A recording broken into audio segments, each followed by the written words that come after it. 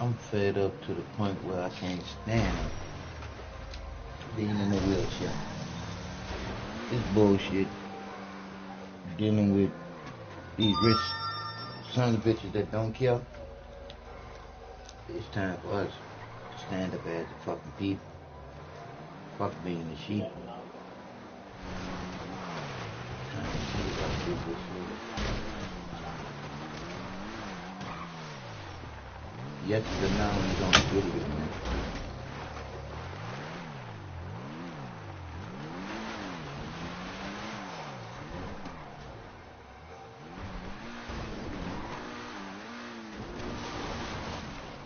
Makes perfect sense. Okay. Anybody else want to throw anything out at us?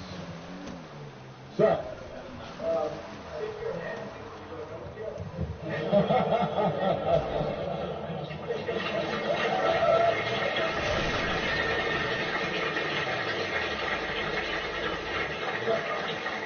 Do you hear me denying anything?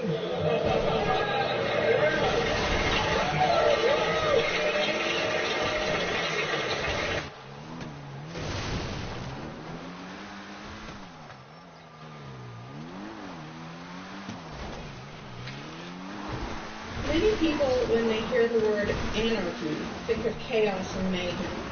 So they assume that an anarchist must be in favor of disorder and violence.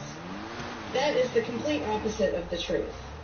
Most objections and complaints about the anarchist or voluntarist philosophy are not actually about the philosophy itself, but result from people misunderstanding what the philosophy is all about. To illustrate a few points, we will use the example of two fictional islands. Authoritania, where there is a ruling class or government, and anarchia, where there is no ruling class of any kind. We will use these islands to examine several common misconceptions about anarchism. Lots of people think anarchy means every man for himself, or survival of the fittest, or the absence of any social cooperation or organization. They think that anarchy means everyone has to be self-sufficient. This comes from the false assumption that some kind of government is necessary for any organization to occur. Whether it's part of a republic, a democracy, a kingdom, or a dictatorship, a ruling class issues orders called laws and punishes anyone who disobeys them. That is not cooperation. That's domination.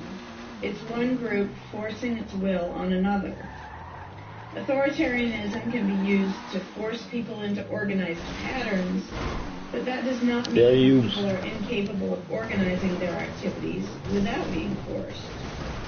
The most productive and useful examples of organization that we see today are anarchistic in nature. No one was forced to build the grocery store you go to. No one was forced to produce or sell anything in it. Everyone involved in the vastly complex operation of growing your food, transporting it, displaying it in the store, and selling it to you, everyone involved participates voluntarily, working in exchange for money. You and all the other store customers choose freely which store to go to and what to spend your money on. This purely voluntary arrangement allows for an amazingly complex degree of organized cooperation without anyone being coerced to participate. In contrast, under government, a very small group of people comes up with an idea and forces everyone else to participate in it and provide for its funding with tax dollars.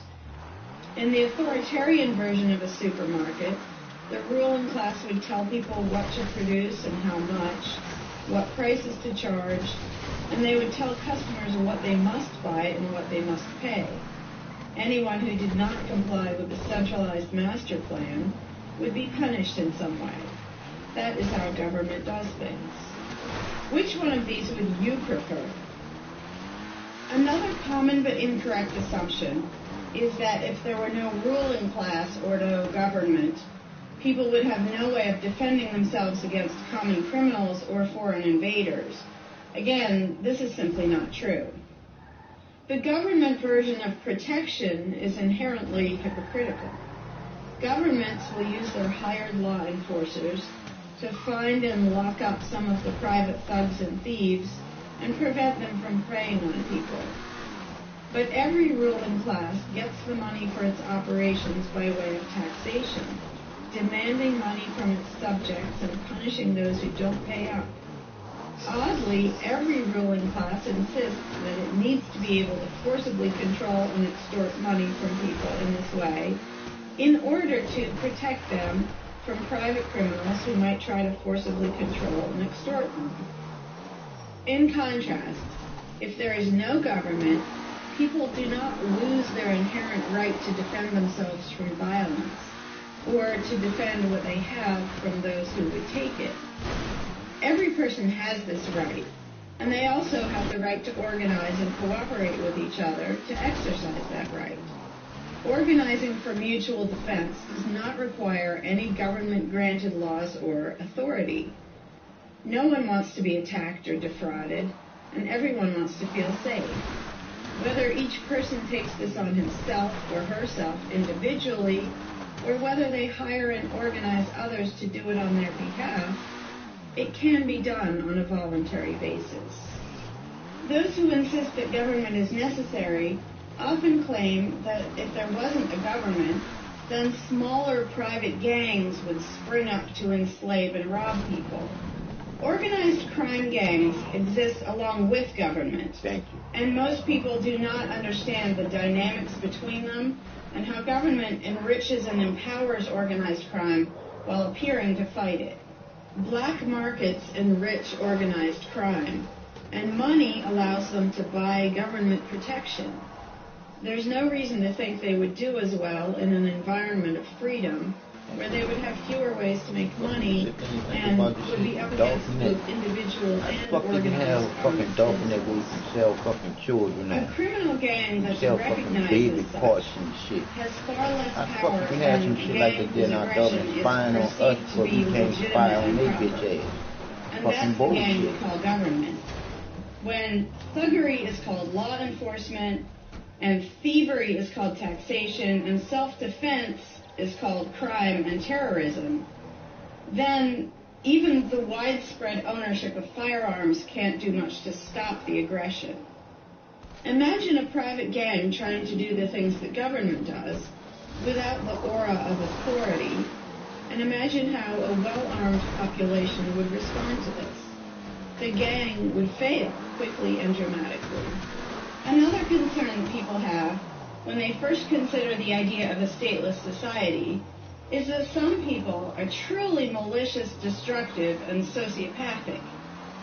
The concern is that these people would be free to do anything they wanted and no one would stop them. But this concern is again based on a basic misunderstanding of human nature. Wherever we have a government ruling class, we still have freelance thieves and thugs who are not deterred by the laws of the politicians.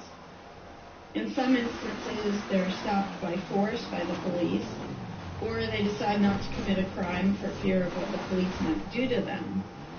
What makes this deterrence work is not the legislation or the official badges, but the simple threat of harm to the sociopath.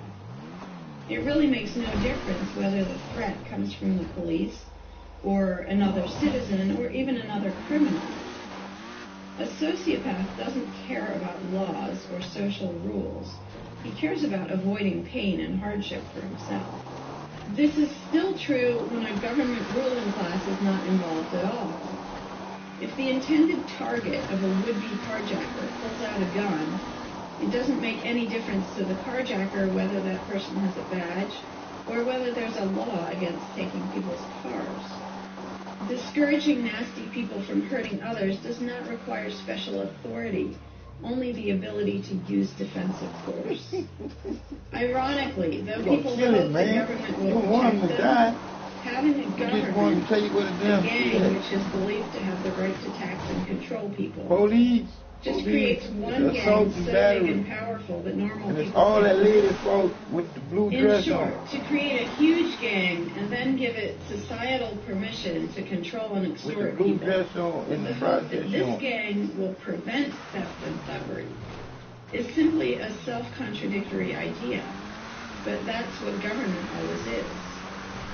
Some people might assume that if people organize for mutual protection and defense, then that's what government is. But there's an essential difference. People coming together to do something that everyone has the right to do, such as defend yourself, doesn't require any special authority. It's not government unless one group of people claims the right to do things which others do not have the right to do, such as taxing and controlling innocent people.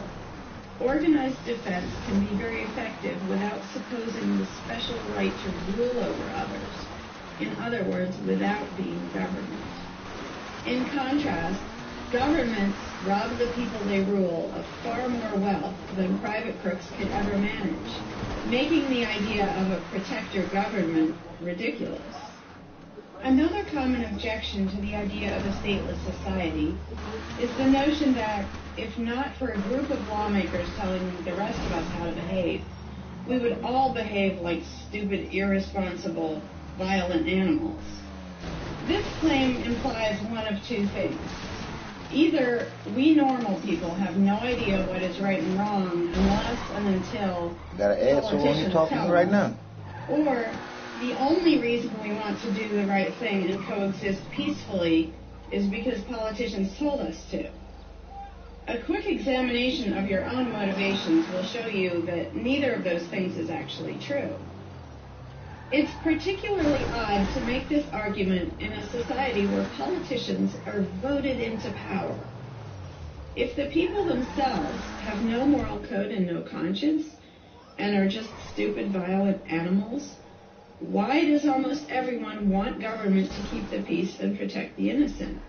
Would a population of vicious, heartless, evil people try to elect good people to keep the evil people in line? Obviously not. The goodness and the desire for order and peace comes from us, not from the lawmakers we vote into office. The same holds true of everything that government does.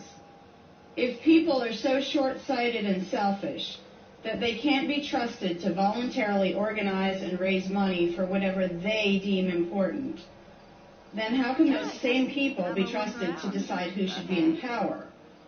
The implication is that the average person can't be trusted to run his own life, but can be trusted to choose someone to run other people's lives. Government is really not a civilizing influence. It's actually an uncivilizing influence. People who would never personally rob their neighbors constantly use the government to do it for them by way of taxation.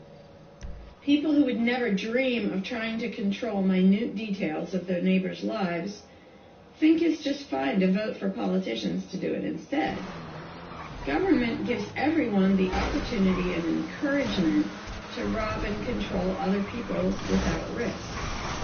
So government, rather than serving as a check against the imperfections of our nature, instead drastically amplifies our greed, irresponsibility, and malice towards other human beings by giving us a legally acceptable and risk-free way to interfere with the lives and choices of our fellow men and women.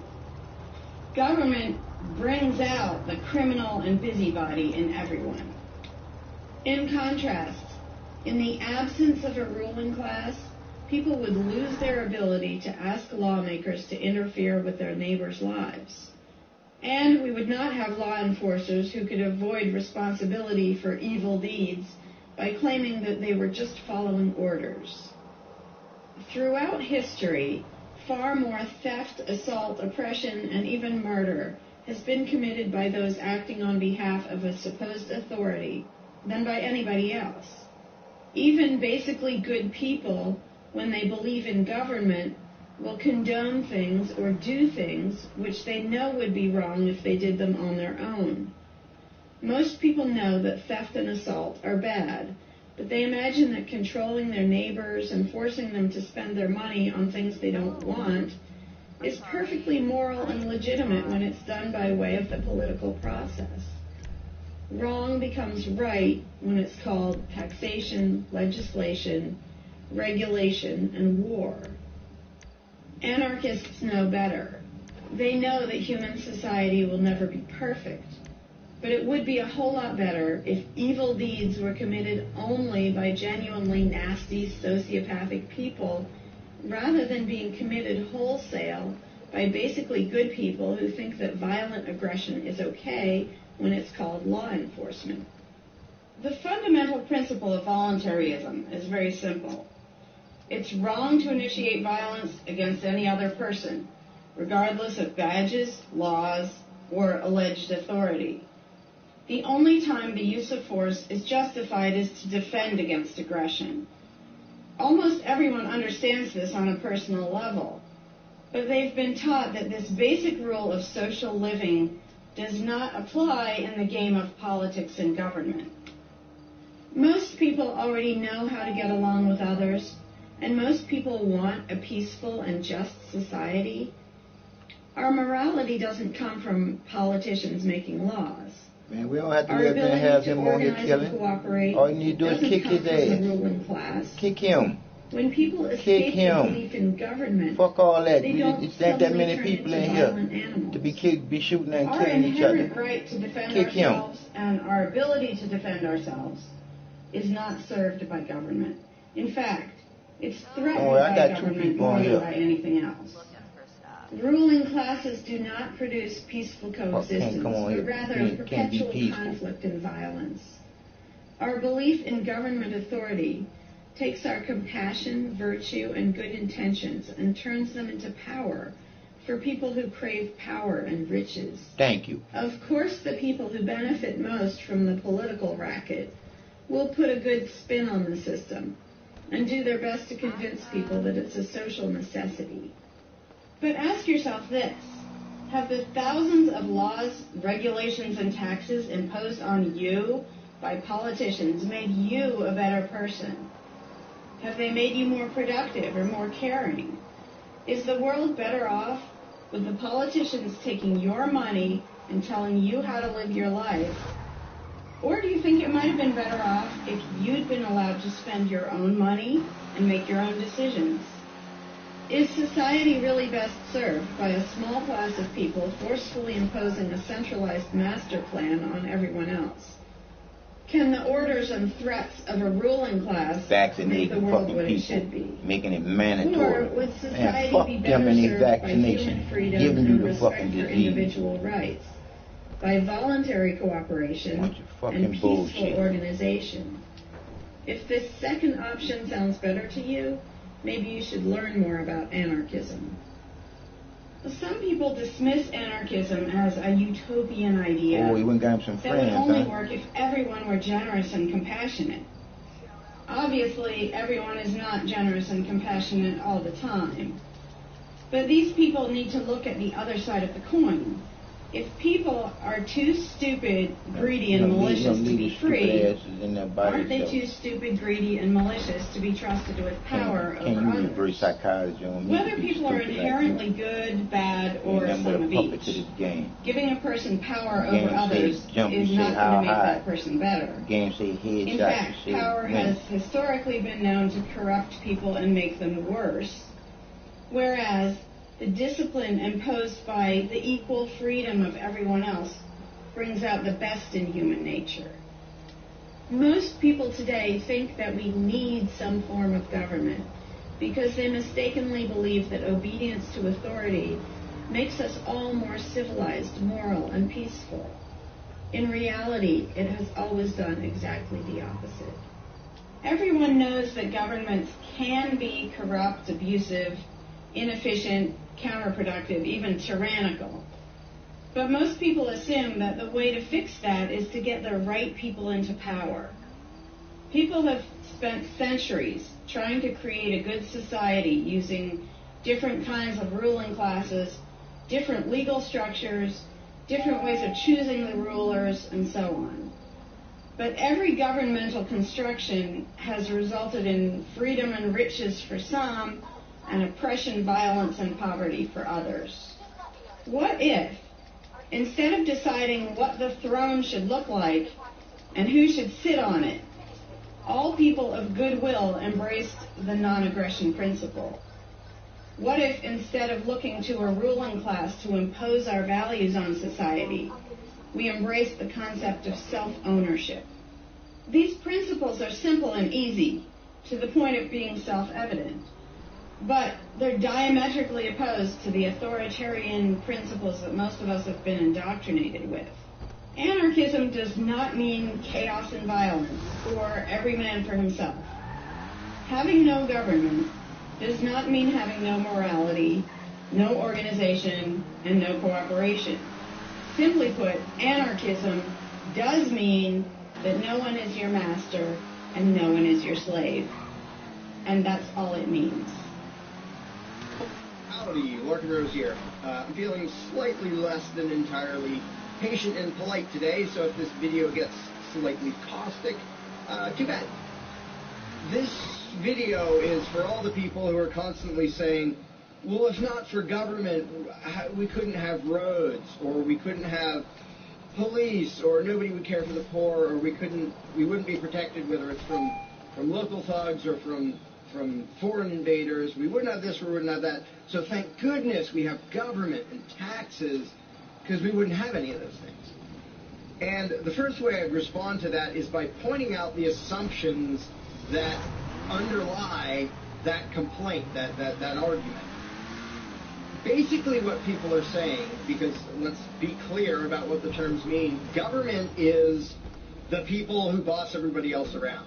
And taxes are those people demanding money from us.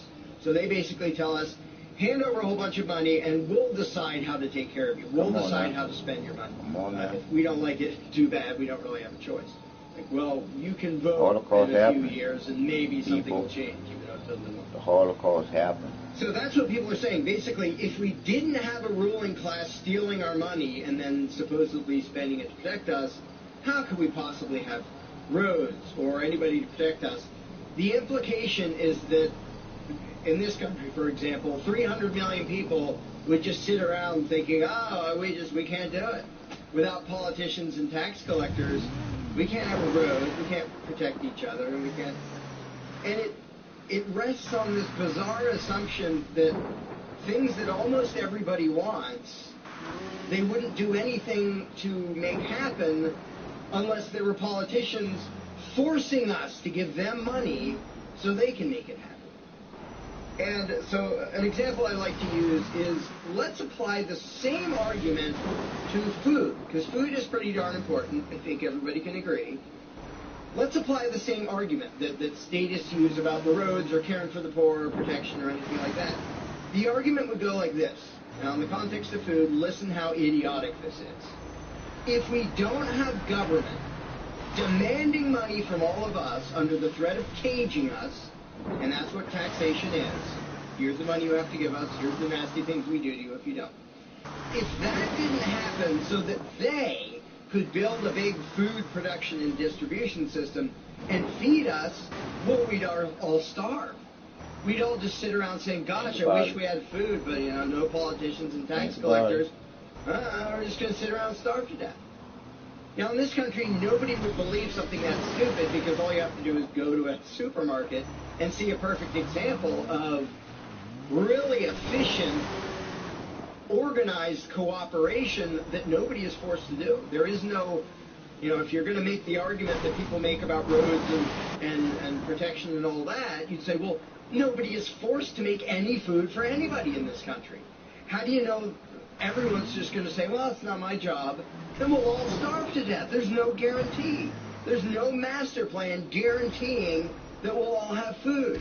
Wow. So obviously we're all going to starve if we don't have an authoritarian government stealing our money and then making food and giving it to us. Yeah. Because golly gee, we couldn't possibly do it voluntarily. When I was feeding people with my Again, in this country, nobody makes that argument because they see it. Wow. Nobody involved is So when I was feeding people with homeless and hungry and homeless, they told me you have to pay them for a permit to get them the food that you was fixing for them. Americans are, by and large, hugely overweight. Wow. Obviously, we don't have a lack of food.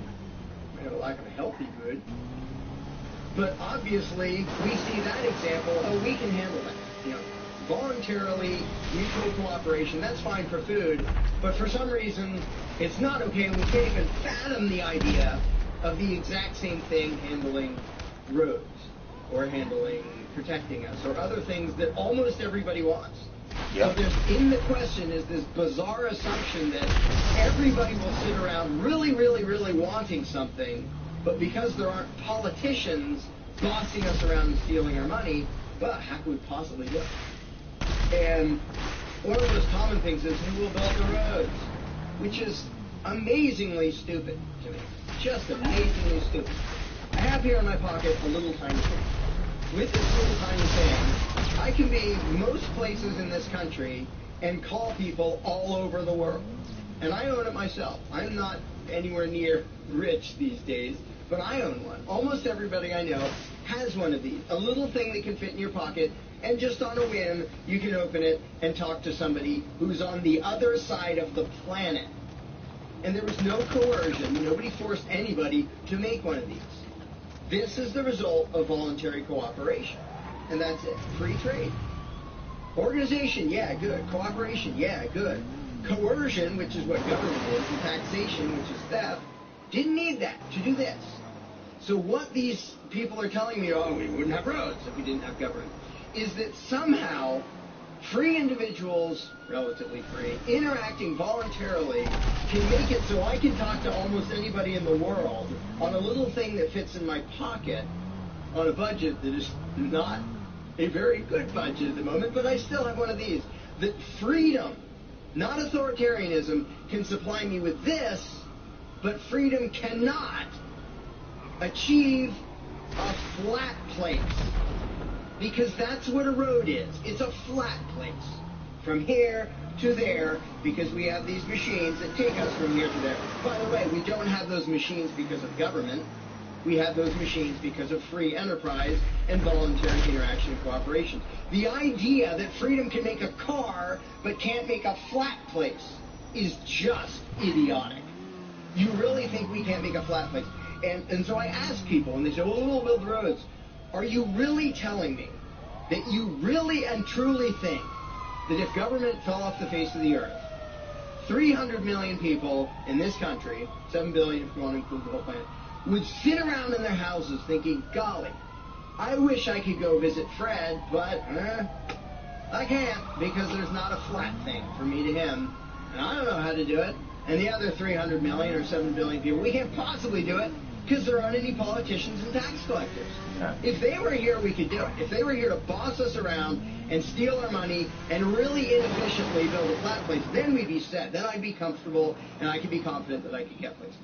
I could visit Fred. I could go shopping. But now we're all going to sit in our houses wishing we could go to the corner store. We but we can't because, golly, how can we possibly make a flat place from here to there? We can make these where you talk to anybody in the world. We can make machines that you drive around in. But no, we couldn't possibly make a flat place. And when people say, well, who will build the roads? The first answer is the same damn people who do it now. Thank you. Politicians and tax collectors don't build the friggin' roads. Have you ever seen one out there? No, you haven't. They steal our money, waste most of it, do all their corrupt games, and then they pay other people. Here's an idea. How about if we pay those other people who actually build the stinking road? No. And the fact that that doesn't occur to people. And then we don't have to go through all the motherfucking red tape. How well indoctrinated people are by the rulers who will perpetually tell us, you can't organize anything, you can't achieve anything, you can't do anything unless we are here to force it on you. And it's, again, there are a zillion examples, whether it's caring for the poor or protection or roads, obviously, where most of the population will say, I'm really concerned that poor people won't be taken care of, which means most of the population wants people in need to be taken care of. And if we didn't have politicians stealing our money, how would it happen? Here's an idea. Take some money out of your pocket and give it to one of the people that you think needs help. Why would you not comprehend that, but you would comprehend some guy 1,000 miles away Because passing we was a taught law to be send an stupid. armed thug to take your money, We was to taught waste to be 90% of it, stupid. and then give a little bit to somebody who may just be defrauding the system or may We actually was need it. taught to be stupid. And the amount of indoctrination required to make people even ask these questions of how could we possibly do this without government? What do you think government adds to the equation? It doesn't add any resources. It doesn't create anything. Nope. Everything it gives away, it steals from us first by way of taxation. Yep. It doesn't add any skills. It doesn't add any knowledge. The people who are here would still be here if the institution of government fell over. We have all the know-how. We have all the resources, all the technology. The only thing it adds is one group that's imagined to have the right to violently assault and control and extort everybody else. Yep. So what the question really means is, how can we have a road, or how can I help that poor, or how can that poor person be helped, or how would anybody protect us if there wasn't a gang of thugs with permission to violently control and rob us? And when you recognize that that is literally what the question means, you already see how utterly idiotic it is, and it's completely the result of authoritarian statist indoctrination. Nobody would come up with that on their own. And you obviously don't see that with the example of food or cars or cell phones or anything else. Nobody says, we won't be able to talk to each other. How y'all think they unless did there's it a there gang of thugs and that's killed all around them allowed people to in the rob Holocaust? money? And just economically, how stupid do you have to be to think that's a good idea? Here are your Once choices. they lay Let's up do there this. and get I'll the give you these gun, two choices for how you will and we be have fed from now on. them go Either martial law, you can go spend they your can own round it up money and put it wherever they want wherever it you at. want. You can go to the supermarket or local this or local grocery, whatever you want. You can go decide what you want, and they'll tell you the price. You decide what you're going to buy and how much. And you can go to different places and you can shop around. You can do all that. That's option number one. But let me warn you, option number one does not give any guarantee that you will be fed. There's no master plan forcing people to feed you. So, oh my gosh, you better be really scared of that option, despite the fact that you can do it day after day, and it works really darn well, and it's pretty much not only this country, but with a massive surplus. So that's option number one, that apparently statists are scared of. Option number two is politicians will take as much money of yours as they decide to take. Then they will decide what, if anything, they will buy with that money in terms of food to give to you, to feed you. Do you really think that will serve you better, that will feed you better? Yeah, I'm much more comfortable that I'll have I'll be fed, I'll be secure, everything will be okay. If a gang of thugs who doesn't really care about me steals my money and then decides what, if anything, to give me back from what they stole. But that is implied in the question, whatever you put in the blank. How are we going to have blank if not for government? What you're saying is, how can we, the people who really want roads and food and cell phones and protection and all the things that almost everybody wants, how can we possibly have that unless we give someone permission to steal our money and boss us around and then decide what they're going to give us? And the same thing applies no matter what you put in the blank. How will we possibly do blank without government? One of the silly ones is caring for the poor. How will we care for the poor? Think of what that means. Like when more than half the country votes for a party to take care of the poor, it's more than half of the country saying, we're really concerned and we want to make sure that the less fortunate are taken care of, but we don't believe that normal people acting in freedom will take care of them. Well, if the people didn't care about the poor, they wouldn't win the election. No. By definition, if you vote for a welfare state, you're an idiot. Because either people are heartless bastards and you're going to lose, or people are compassionate and giving, and you don't need to win. Just give them your stinking money. No. But people play the game, and that's the Democratic Party lives off of the idiotic notion that you're all so heartless that you should vote for us to steal your money to give to the poor. And half the country falls for it. Yeah, we're all so heartless that we voted you into office for the specific purpose of taking our money to help the less fortunate. That's just freaking brilliant. How about if half the country just gave their stinking money to the less fortunate? And then the less fortunate would all be rich, because it would be 1 trillion times more efficient than the government version of welfare ever is. Also, it would be actual charity instead of mass theft and corruption and fraud and all that fun stuff.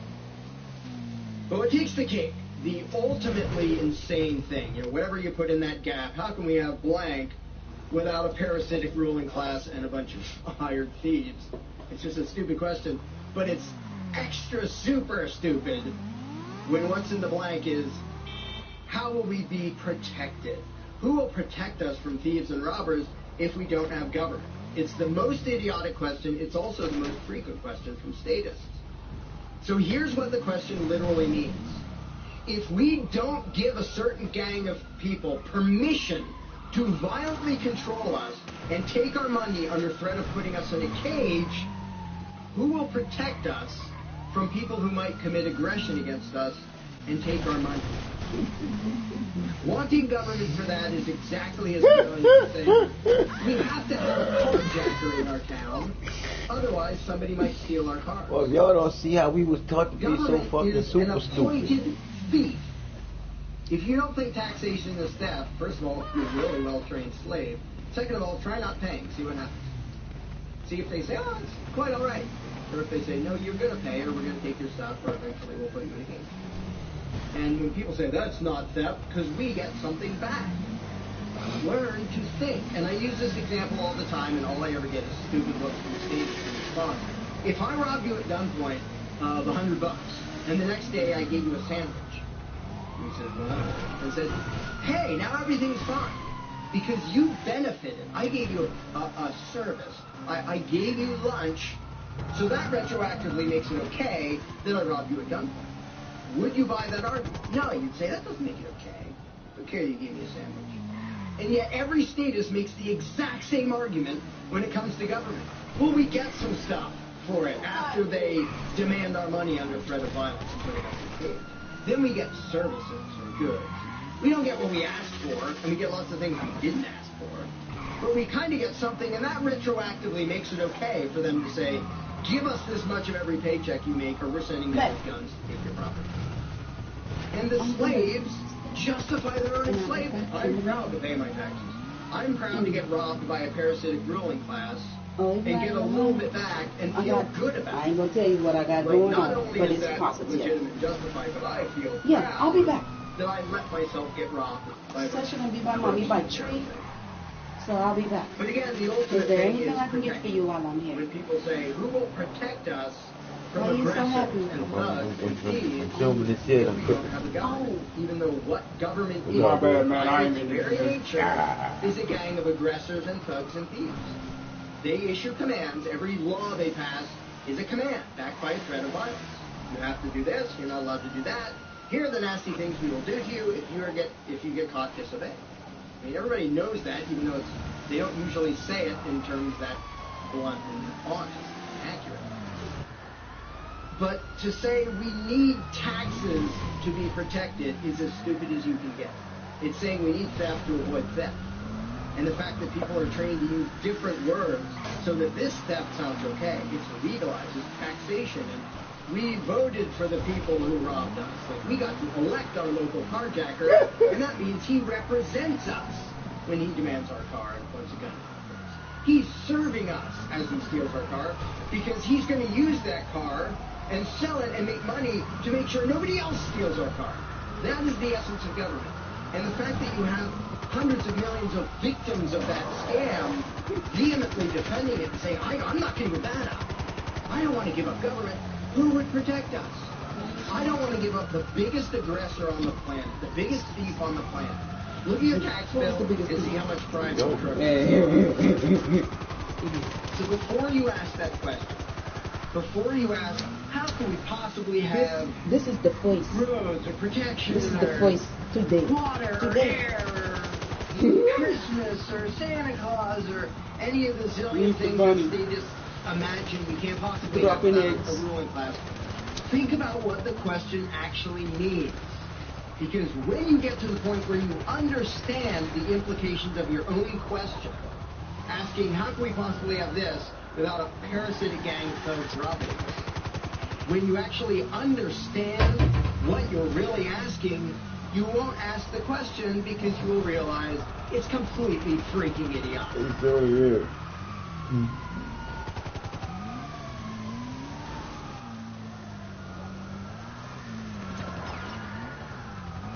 Larkin Rose here.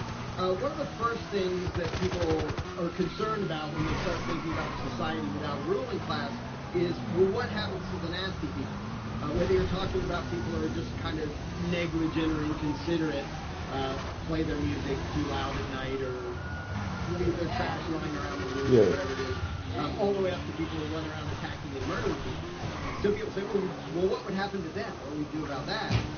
Some people even go so far as to say, if not for government, there would be nothing to stop people from committing murder or doing whatever other nasty stuff. And it's funny because when somebody says that there would be no consequences, they could do whatever they wanted, nobody would stop them, the person saying that is implying that he isn't going to do anything. If there's someone running around attacking and murdering innocent people, the guy who says nothing will happen to them, obviously he's not going to do anything, something would happen to them. Right. But not only is he demonstrating his own cowardice when he says there would be nothing to stop murderers, he's also projecting his own immaturity and irresponsibility onto the rest of the world, because he's also saying the other 7 billion people won't do anything about it. Which obviously isn't true. Because when you think about it, if you see something going on in your neighborhood and it's more you than them, you can't stop that shit. Tax collectors and bureaucrats, so, oh well, I guess it's out of luck, they're going to get murdered. But if you're afraid to tell the truth, you're just like them. Yourself, if there wasn't government. Obviously, lots and lots of people, all the same people, would do whatever they could to protect themselves and defend the innocent. So to say nothing would happen is just really bizarre. And it comes from having a mentality, basically, of a little kid in a classroom, where the teacher walks out of the room and the kids are just sitting there, we don't know what to do. No authority is telling us what to do. And Johnny is throwing things at me. And there's no teacher to stop him. Ah! Because most people, having been trained into authoritarian mentality, it never occurs to them that they are the ones who should fix anything, who should stop anything. And so when people say, well, what would be done about this and that or the other thing, and nasty people doing nasty things, the first thing I ask is, well, what would you do about it? Because people are so into the mentality that there has to be some master plan and some authority to write down the law of here's what will be done with those people, that people don't think in terms of, well, what would I do about it? Which is why I always ask people, well, what would you do about it? You haven't seen that for green spots or the not. other 7 billion. What would you feel justified in doing if somebody was polluting or playing their music too loud at night, or running around murdering people, or whatever in between you can think of? Any nasty thing, what would you feel justified doing about it? Because there's a very basic rule of being a moral human being, which is, it would be wrong for you to do something, don't ask anybody else to do it. And the rule is so simple, so self-evident and obvious that most people don't know, of course. Trouble is, nobody in the world who believes in government abides by that rule. Nobody. I don't care if you're a constitutionalist, Democrat, Republican, fascist, communist, any kind of state. There is nobody who believes in government who abides by the most basic rule of morality, which is if it's wrong for you to do something, don't ask somebody else to do it. Because every single candidate, every party, every government always does things that the voters know they themselves have no right to do. And to say something like, well, I'm voting for the guy who's going to tax you less. Well, do you have the right to rob me a little bit less than the other guy? Yeah. You don't. So telling me that, well, somebody was going to rob you more, but I voted for the guy who robbed you a little bit less, you are still violating the basic rule of being a human being. If it's wrong for you, don't ask somebody else to do it. Well, that's kind of the second basic rule. The first one being the non-aggression principle. And they actually go together quite well. But when people are in the mindset that there's going to be some major centralized plan to deal with whatever, polluters or people who play their music too loud or murderers or whatever else, they have to get out of that mindset. They have to start to think that maybe they are among the people who have to do something about it. So instead of saying, what will be done about such and such, well, what will you do about it? What should I do about it? And this doesn't magically make all the problems go away, But the actual practical challenge of dealing with most disputes is trivial compared to the challenge of getting people to think like responsible adults, where they start to think, well, maybe it's up to me. And a while back I did little events called Escaping the Mist. And one of the little mental exercises I did with these little groups of people is, imagine we're on an island, and we're it. There's no government, there's no authority, there's nobody with a badge, and one of us is running around stealing stuff from other people. He's not killing anybody, but he's stealing stuff. What are we going to do about it? We normal people. There's not a legislature, there's not 911 to call, there's nobody with a badge, it's just people. And so with that specific example, I would ask people, so what do we do? And just off the top of their heads, everybody comes up with solutions that are way better than what government ever does.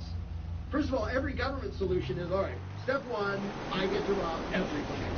That's the government solution. Well, we're going to tax everybody so we have the resources to stop that other robbing. Well, in the island scenario, nobody is stupid enough or insane enough to start with that. To say, well, let's see, so somebody's stealing our stuff. Okay, first, I get to rob all of you so that I have the resources to protect you from him. Nobody is that insane. Everybody is insane enough to believe that human reach the government. And I did for many years. I was stupid enough to actually think that it was rational and moral to advocate mass extortion in order to protect people. And that's just stupid. So I believed something insanely stupid for a very long time. Most of the world still believes that. But in a setting where people are put on the spot and they're responsible for what happens, they don't do that. They don't say, well, I get to boss everybody around and take their money. Nobody does that. So to me, the challenge is not even coming up with specific solutions to every imaginable dispute or problem, which I don't pretend to know how everything's going to turn out. And I don't pretend to be emperor of anarchy. I'm not going to be in charge of the world. But getting people to the mindset where it's up to them, where there's just people, we're it. No legislatures, no people with badges, no authority, we're just people. Suddenly people are way better at solving problems and making things work. One good example is when there's a disaster. Unfortunately, sometimes it takes a horrendous event to bring out the best in people. And it brings out the worst in some people too. But when people say, well, my neighbor's house is floating away, I'm not going to wait for FEMA. I'm not going to dial 911. I'm going to jump in the boat and go save it. Because suddenly it's on me. Suddenly I'm the one who has to do something. And when it occurs to people that they're the ones who have to do something, unfortunately, usually that only happens at a complete... Society's making everybody selfish. When it occurs to people and they suddenly take on the responsibility and start to think like adults, their solutions are generally a lot better than any government solutions, and ever are. But to get to that mentality, people have to shift from the authoritarian mindset to the mindset of a self-owning individual who realizes there is nothing above me. There is no magic unicorn who's going to come and save the day, who's going to come save me from polluters or somebody playing their music too loud or murderers or whatever it is. It's just us. And if you realize that, then first of all, people would stop asking me, well, without a government, how would this be handled? As if I'm going to be in charge. You freaking know. What would you do? I can tell you what I would do about it. I can tell you what I might suggest, what I might predict, but who cares? All we need is state fucking officials to run the motherfucking states, man. We don't need no motherfucking president of the United motherfucking States. And we don't need no motherfucking government. Period. Think over in their own head with their own moral codes instead of waiting for some outside answer. All they doing is just getting more money, and killing more people. And then having your children go and be in the motherfucking armed forces. That's bullshit. Problem you can come up with. Kill for somebody else bullshit. People with better plans than whatever I can come up with. So don't ask me to describe how you are going to fix problems. I don't freaking know. And you can see the mind shift in people when they grasp that they own themselves and they suddenly realize, oh, okay, well, yeah, there are things we can do to settle disputes, to protect ourselves from attackers, to do this and that and the other thing. But the first step is just grow up. Stop thinking it's somebody else's business to make the world work. Well, how will the poor be cared for? I don't know, what are you going to do? Well, how will we be protected from this? I don't know, what are you going to do about it? And it is inconvenient. It's inconvenient to be a free person. lesson where you can't just be a kid in a classroom whining to the teacher to save the day, fix everything, make everything work. Where you actually have to be a responsible adult. And that's one of the main reasons why people like the belief in authority. Because then they can live with the lie that all they have to do is obey, do as they're told, and everything will be okay. First of all, no, it won't be okay. Second of all, you're not even being a human being. You just threw your free will out the window and became somebody's slave in the hopes that that would help humanity. It doesn't help humanity for you to be a slave. It doesn't help humanity for everybody else to be a slave. It does help humanity for you to start thinking as an adult, responsible human being who owns himself and who accepts that it is your responsibility to figure out how to make the world work.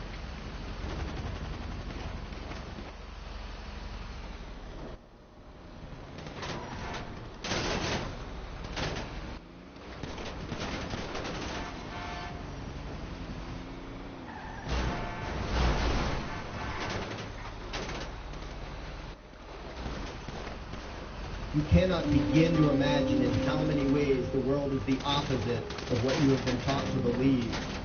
You see the guy who sells drugs to willing customers so he can feed his family as the scum of the earth, while you see the hypocrite who gives away stolen money in the name of government as a saint. You see the guy who tries to avoid being robbed by the federal thugs as a crook and a tax cheat, but see as virtuous the politician who gives away the same stolen loot to people to whom it does not belong.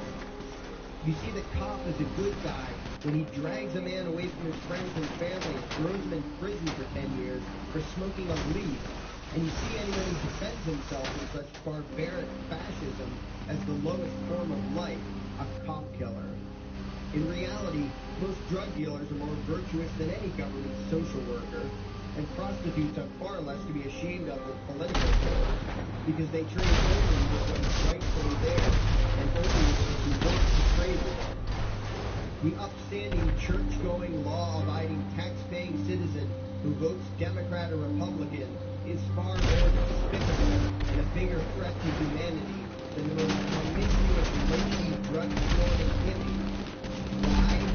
Because the hippie is willing to let others be free, and the voter is not. The damage done to society by bad habits and loose morality is nothing compared to the damage done to society by the self-righteous violence committed in the name of the state. You imagine yourself to be charitable and tolerant when you are nothing of the sort. Even the Nazis had table manners and proper etiquette when they weren't killing people. You think you're good people because you say please and thank you? You think sitting in that big building on Sunday makes you good or righteous? The difference between you and a common thief is that the thief has the honesty to commit the crime himself, while you rely on government to do the stealing for you. The difference between you and a street thug is that the thug is focused on the violence he commits, that others forcing to control your neighbors and what you have. You advocate theft, harassment, assault, and even murder, but accept no responsibility for doing so. You also want everyone to kiss your kids so you can get your monthly check. You parents want all your neighbors to be robbed to pay for your kids' school. Man, you gonna snatch the plane, you gonna snatch the tank, and that tank gonna pull that helicopter straight to the ground. How you trying to pick that tank up? Those people who engage in behaviors you don't approve of, be dragged off and locked up, feel no guilt for the countless lives you will win to destroy. You even call the government cops to your representatives, and yet You don't take your time. You want to just, the kids just move too fucking fast. Take your time and pick the damn tank up.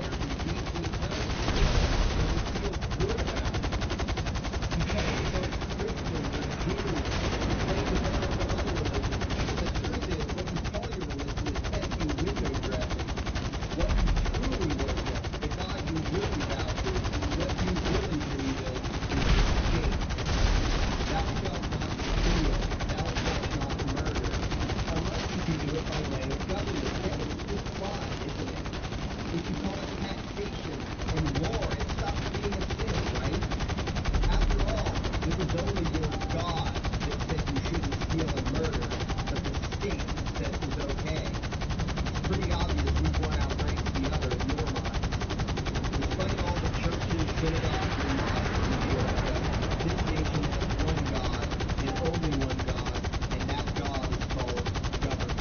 Yep. Jesus taught nonviolence and told you to love your neighbor. But the state encourages you to vote for people who will use the violence of government to butt into every aspect of everyone else's life. Which do you believe? To those about the stoner woman who had committed adultery, Jesus said, let him who is without sin cast the first stone. But the state says it's worth your life to lock someone up if they do something you find distasteful, such as prostitution. Which do you believe? The Christian God says, thou shalt not covet, but coveting is the lifeblood of the beast that is the state. You are taught to resent, despise, and hate anyone who has anything you don't have. You clamor for the state to tear other people down, steal their property, and give it to you. And you call that fairness. The Bible calls it coveting and stealing. You are not Christians. You are not Jews. You are not Muslims. And you certainly aren't atheists. You all have the same God, and its name is government. You're all members of the most evil, insane, destructive cult in history. If there ever was a devil, the state is it. And you worship it with all your heart and soul. You pray to it to solve every problem, to satisfy all your needs, to smite your enemies, and to shower its blessings upon you. You worship what Nietzsche called the coldest of all cold monsters, and you hate those of us who don't. To you, the greatest sin is disobeying your God, breaking the law, you call it, as if anyone could possibly have any moral obligation to obey the arbitrary commands and demands of the corrupt, lying, delusional megalomaniacs who infest this despicable town. Even your ministers, priests, and rabbis, more often than not, are traitors to their own religions, teaching that the commands of human authority should supersede adherence to the laws of the gods they say they believe in. Several years ago, I heard one pompous evangelical jackass in particular pontificating on the radio that anyone who disobeys the civil authority, be it a king or any other government, is engaging in rebellion against God. Those were the exact words he used. What if the government is doing something wrong? Well, this salesman for Satan opined, that is the business of those in government, and you are still obligated to obey. Everywhere you turn, be it the state or the church, the media or the schools, you are taught one thing above all else, the virtue of subjugating yourselves to mortals who claim to have the right to rule you. It is sickening the reverence with which you speak of the liars and thieves whose feet are so firmly planted on your necks. You call the congressmen and the judges honorable, and you swoon at the magnificence of the grandiose halls they inhabit, the temples they built to celebrate the domination of mankind. You feel pride at being able to say you once shook a senator's hand or saw the president in person. Ah, yes, the grand deity himself, His Royal Highness, the President of the United States of America. You speak the title as if you're referring to God Almighty. The vocabulary has changed a bit, but your mindset is no different from that of the groveling peasants of old, who bowed low, faces in the dirt, with a feeling of unworthiness and humility, when in the presence of whatever narcissist had declared himself to be their rightful lord and master. The truth of the matter, back then and today, is that these parasites who call themselves leaders are not superior beings. They are not great men and women. They are not honorable. They're not even average. The people who earn an honest living, from sophisticated millionaire entrepreneurs to illiterate day laborers doing the most menial tasks you can imagine, those people deserve your respect. Those people you should treat with courtesy and civility. But the frauds who claim the right to rule you and demand your subservience and obedience, they deserve only your scorn and contempt. Those who seek so-called high office are the lowest of the low. They may dress better, have larger vocabularies, and do a better job of planning out and executing their schemes, but they are no better than pickpockets, muggers, and carjackers. In fact, they are worse, because they don't want to rob you of just your possessions. They want to rob you of your very humanity, deprive you of your free will, by slowly leeching away your ability to think, to judge, to act. reducing you to slaves in both body and mind. And still you persist in calling them leaders. Leaders? Where is it that you think you're going exactly that would require you to have a leader? If you just live your own life and mind your own damn business, exercising your own talents, pursuing your own dreams, striving to be what you believe you should be, what possible use would you have for a leader? Do you ever actually think about the words that you hear, the words that you repeat? You parrot oxymoronic terms such as the leader of the free world, even pretending for a moment that there is some huge journey or some giant battle that everyone in the entire nation is undertaking together that would require a leader. Why would you ever think, even for a moment, that the crooks that infest this town are the sort of people you should listen to or emulate or follow anywhere? Somewhere inside your mostly dormant brains, you know full well that politicians are all corrupt liars and thieves, opportunistic con men, exploiters and fearmongers. You know all this, and yet you still speak as if you are the ones who are the stupid, vicious animals, while the politicians are the great, wise role models, teachers and leaders without whom civilization could not exist. You think these crooks are the ones who make civilization possible? What belief could be more absurd? Yet when they do their pseudo-religious rituals, deciding how to control you this week, you still call it law, and continue to treat their arbitrary demands as if they were moral decrees from the gods that no decent person would ever consider disobeying. You have become so thoroughly indoctrinated into the cult of state worship that you are truly shocked when the occasional sane person states the bleeding obvious. The mere fact that the political crooks wrote something down and declared their threats to be law does not mean that any human being anywhere has the slightest moral obligation to obey. Every moment of every day, in every location and every situation, you have a moral obligation to do what you deem to be right, not what some delusional bloated windbag says is legal. And that requires you to first determine right and wrong for yourself, a responsibility you spend much time and effort trying to dodge. You proclaim how proud you are to be law-abiding citizens and express your utter contempt for anyone who considers himself above your so-called laws, laws that are nothing more than the selfish whims of tyrants and thieves. The word crime once meant an act harmful to another person. Now it means disobedience to any one of the myriad of arbitrary commands coming from a parasitical criminal class. To you, the term crime is nearly synonymous with the word sin, implying that the ones whose commands are being disobeyed must be something akin to gods, when in truth they are more akin to leeches. The very phrase, taking the law into your own hands, perfectly expresses what a sacrilege it is in your eyes for a mere human being to take upon himself the responsibility to judge right from wrong and to act accordingly instead of doing what you do, unthinkingly obeying whatever capricious commands this cesspool of maggots spews forth. You glorify this criminal class as lawmakers and believe that no one is lower than a lawbreaker, someone who would dare disobey the politicians.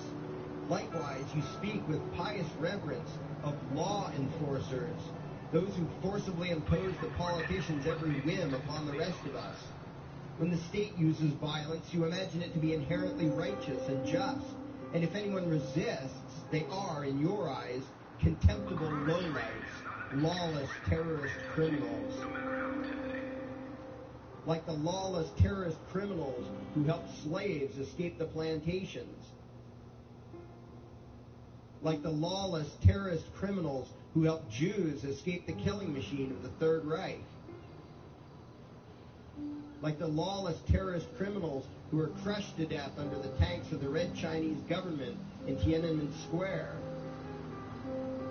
Like all the lawless terrorist criminals in history who had the courage to disobey the never-ending stream of tyrants and oppressors who have called their violence authority and law. And that includes the lawless terrorist criminals who founded this country. Everything you think you know is upside down, backwards, and inside out. But what has to take the cake, the height of your insanity, is the fact that you view as violent terrorists the only people on the planet who oppose the initiation of violence against their fellow men. Anarchists, voluntarists, and libertarians. We use violence only to defend ourselves against someone who initiates violence against us. We use it for nothing else. Meanwhile, your belief system is completely schizophrenic and self-contradictory. On the one hand, you teach the young slaves that violence is never the answer. Yet out of the other side of your mouths, you advocate that everyone and everything, everywhere and at all times, be controlled, monitored, taxed, and regulated through the force of government. In short, you are teaching your children that the masters may use violence whenever they please, but the slave should never resist. You indoctrinate your children into a life of unthinking, helpless subservience. You are putting the chains around their little necks and fastening the locks tight. And worst of all, you feel good about it. Out of one side of your mouths, you condemn the evils of fascism and socialism and lament the injustices of the regimes of Hitler, Stalin, and Mao. While out of the other side of your mouths, you preach exactly what they did. The worship of the collective, the subjugation of every individual to that evil insanity that wears the deceptive label, the common good. You babble on and on about diversity and open-mindedness, and then beg your masters to regulate and control every aspect of everyone's lives, creating a giant herd of unthinking conformist drones. You wear different clothes and have different hairstyles, and you think that makes you different. Yet all your minds are enslaved to the same club of masters and controllers. You think what they tell you to think, and do what they tell you to do, while imagining yourselves to be progressive, thinking, and enlightened. From your position of relative comfort and safety, you now condemn the evils of other lands and other times, while turning a blind eye to the injustices happening right in front of you. You tell yourself that, had you lived in those other places, in those other times, you would have been among those who stood up against oppression and defended the downtrodden. But that is a lie. You would have been right there with the rest of the flock of well-trained sheep, loudly demanding that the slaves be beaten, that the witches be burned, that the nonconformists and rebels be destroyed. How do I know this? Because that is exactly what you are doing today. Today's injustices and oppressions are fashionable and popular, and those who resist them, you tell yourselves, are just malcontents and freaks, people whose rights don't matter, people who deserve to be crushed under the boot of authority. Isn't that right? You bunch of spineless, unthinking hypocrites. Look in the mirror. Take a good look at what you imagine to be righteous and kind. You are the devil's plaything. The crowds of thousands wildly applauding the speeches of Adolf Hitler, that was you. The mob demanding that Jesus Christ be nailed to the cross, that was you. The white invaders who celebrated the wholesale slaughter of those godless redskins, that was you. The throngs filling the Colosseum, applauding as the Christians were fed to the lions, that was you. Throughout history, the perpetual suffering and injustice occurring on an incomprehensible scale, it was all because of people just like you, the well-trained, thoroughly indoctrinated conformists, the people who do as they're told, who proudly bow to their masters, who follow the crowd, believing what everyone else believes and thinking whatever authority tells them to think. That is you. And your ignorance is not because the truth is not available to you. There have been radicals preaching it for thousands of years. No, you are ignorant because you shun the truth with all your heart and soul. You close your eyes and run away when a hint of reality lands in front of you.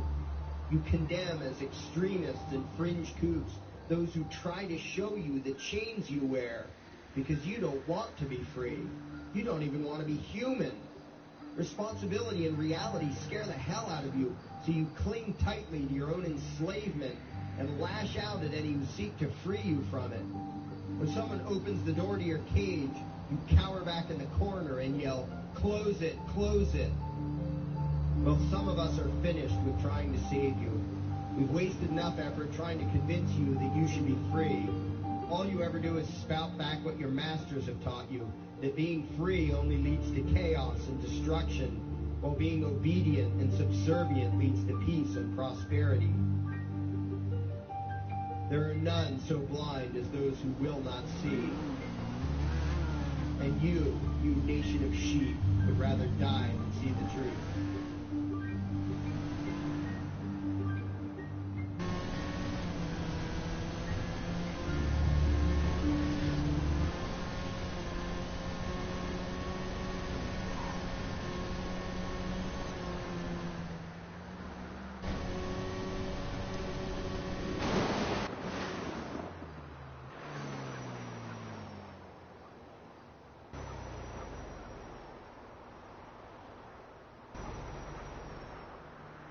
There is something I need you to do.